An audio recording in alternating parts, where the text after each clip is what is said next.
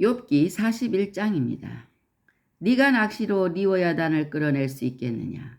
노끈으로 그 혀를 맬 수 있겠느냐? 너는 밧줄로 그 코를 꿰 수 있겠느냐? 갈고리로 그 아가미를 꿰 수 있겠느냐? 그것이 어찌 내게 계속하여 간청하겠느냐? 부드럽게 내게 말하겠느냐? 어찌 그것이 너와 계약을 맺고 너는 그를 영원히 종으로 삼겠느냐? 네가 어찌 그것을 새를 가지고 놀듯 하겠으며 네 여종들을 위하여 그것을 메어두겠느냐? 어찌 장사꾼들이 그것을 놓고 거래하겠으며 상인들이 그것을 나누어 가지겠느냐? 네가 능히 많은 창으로 그 가죽을 찌르거나 작사를 그 머리에 꽂을 수 있겠느냐? 네 손을 그것에게 얹어 보라. 다시는 싸울 생각을 못하리라. 참으로 잡으려는 그의 희망은 헛된 것이니라. 그것의 모습을 보기만 해도 그는 기가 꺾이리라. 아무도 그것을 격동시킬 만큼 담대하지 못하거든. 누가 내게 감히 대항할 수 있겠느냐? 누가 먼저 내게 주고 나로 하여금 갚게 하겠느냐? 온 천하에 있는 것이 다 내 것이니라. 내가 그것의 지체와 그것의 큰 용맹과 늠름한 체구에 대하여 잠잠하지 아니하리라. 누가 그것의 겉가죽을 벗기겠으며 그것에게 겹재가를 물릴 수 있겠느냐? 누가 그것의 턱을 벌릴 수 있겠느냐? 그의 둥근 이틀은 심히 두렵구나. 그의 즐비한 비늘은 그의 자랑이로다. 튼튼하게 봉인하듯이 닫혀있구나. 그것들이 서로 달라붙어 있어 바람이 그 사이로 지나가지 못하는구나. 서로 이어져 붙었으니 능히 나눌 수도 없구나. 그것이 재채기를 한즉 빛을 발하고 그것의 눈은 새벽의 눈꺼풀 빛 같으며 그것의 입에서는 횃불이 나오고 불꽃이 튀어나오며 그것의 콧구멍에서는 연기가 나오니 마치 갈대를 태울 때 솥이 끓는 것과 같구나. 그의 입김은 숯불을 지피며 그의 입은 불길을 뿜는구나. 그것의 힘은 그의 목덜미에 있으니 그 앞에서는 절망만 감돌 뿐이구나. 그것의 살껍질은 서로 밀착되어 탄탄하며 움직이지 않는구나. 그것의 가슴은 돌처럼 튼튼하며 맷돌 아래짝같이 튼튼하구나. 그것이 일어나면 용사라도 두려워하며 달아나리라. 칼이 그에게 꽂혀도 소용이 없고 창이나 두창이나 화살촉도 꽂히지 못하는구나.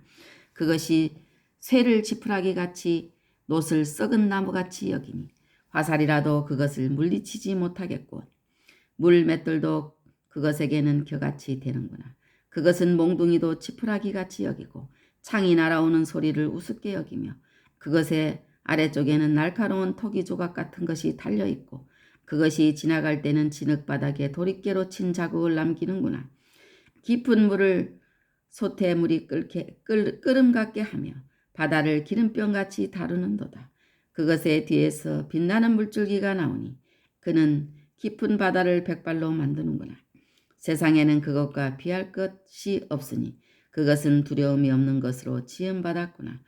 그것은 모든 높은 자를 내려다보며 모든 교만한 자들에게 군림하는 왕이니라. 아멘. 할렐루야. 오늘은 욥기 41장을 읽었습니다. 만물이 주의 것이니 욥기 41장 11절 말씀에 있는 말씀인데요.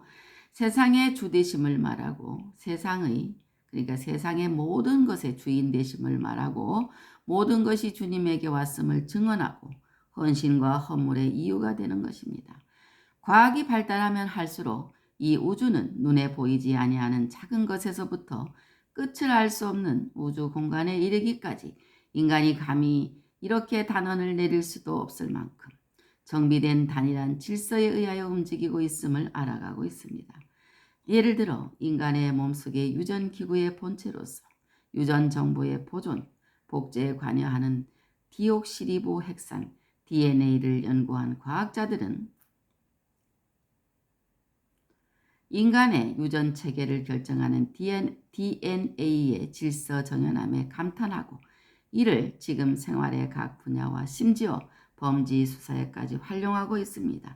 이렇듯 우주는 단정코 진화론이 이어가는 것과 같이 우연히 결합되어 이루어졌을 확률은 전혀 없다시피 하고 오로지 단일한 창조주의 단일한 체계와 계획에 의하여 창조되었음을 우주 스스로가 웅변으로 입증하고 있고 창조주가 여호와 하나님이심을 또한 여러 사람들이 믿을 수밖에 없는 수많은 증거들을 통하여 선언하고 있습니다. 그러나 교만한 인간은 자존심 때문에 자기들 눈에 보이는 이 증거들도 애써 부인합니다. 결국 모든 것은 주에게서 나오고 주의 능력에 의해 유지되고 종국에는 주에게로 돌아가게 됩니다. 그러므로 천지 만물의 주인은 여호와 하나님이십니다. 우리가 가진 것 가운데서 받지 아니한 것은 아무것도 없습니다. 천지가 인간의 범죄로 말미암아 혼돈한 가운데서도 기본적인 질서를 유지하는 것은 만물이 주의 것으로서 주의 섭리 가운데 있기 때문입니다. 주님이 그의 능력의 말씀으로 만물을 붙드십니다. 만물이 주의 것이니 우리가 헌신하거나 헌물하는 것은 주의 손으로 받은 것을 주께 드리는 것일 뿐입니다. 빈손으로 왔다가 빈손으로 갈 사람이 청지기 노릇하는 것도 감사할 따름입니다. 힘의 근원, 하나님이 주셔야 합니다. 이 세상은 힘에 의해서 존재하고 힘으로 움직입니다. 힘의 종류에는 스스로 움직이고 또는 다른 것을 움직일 수 있는 근육작용, 일을 해내는 능력, 견디거나 해낼 수 있는 한도, 알거나 깨달을 수 있는 능력, 세력이나 권력, 효력 등 많은 것이 있는데 이러한 활동의 근원이 되는 힘, 원기, 정력, 능력 등을 에너지라고 말하기도 합니다. 하나님은 말씀의 능력으로 천지 만물을 창조하셨습니다. 그러므로 하나님의 말씀이 우주 만물을 존재하게 하는 에너지원인 것입니다. 이 우주에 존재하는 그 어떤 것도 말씀이 공급하시는 에너지 없이는 존재 자체가 불가능하므로 존재의 의미와 가치와 움직임이 머리 되시는 그리스도께서 공급해 주시는 힘에 의해서 있게 됩니다. 능력 주시는 자 안에서 모든 것을 할 수 있고 주님의 힘의 능력으로 강건하였으므로 무슨 일을 하든지 하나님이 공급하여 주시는 힘으로 하는 것 같이 할 때에 우리 인생의 목적이 하나님께 영광 돌리는 일이 가능한 것입니다. 풍선에 숨을 불어넣으면 팽팽해지고 공기를 빼면 쭈그러들듯이 성도가 가진 여러 종류의 에너지는 하나님이 유지시켜 주시지 않으면 곧 힘이 빠지고 마는 것입니다. 만물을 붙들어 주시는 분은 하나님의 말씀이신 그리스도이십니다. 하나님이 힘을 유지시켜 주시지 않으면 그 어마어마한 힘을 가진 베헤못, 욥기 40장 15절에 나오는 베헤못이나 리오야단, 욥기 41장 1절에 나오는 리오야단도 맥을 못 추게 됩니다.